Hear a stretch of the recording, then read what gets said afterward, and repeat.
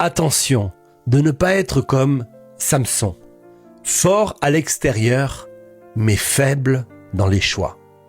Comprends bien ceci. Le problème de Samson n'était pas son manque de puissance, le problème de Samson, c'était son manque de maîtrise. Extérieurement, Samson impressionnait tout le monde. Il terrassait des ennemis, brisait des chaînes, manifestait une force surnaturelle. Mais intérieurement, il ne savait pas gérer ses désirs. Et c'est souvent comme ça que beaucoup tombent.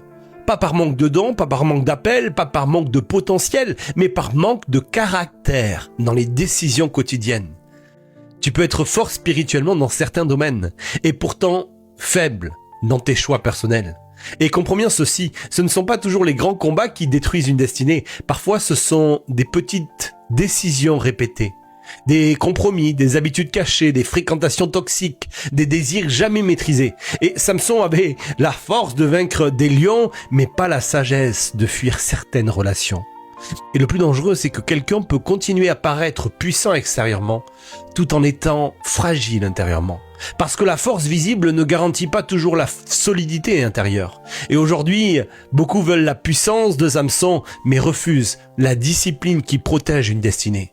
Ils veulent l'onction sans la maîtrise de soi. Ils veulent l'impact sans la consécration. Mais retiens bien ceci.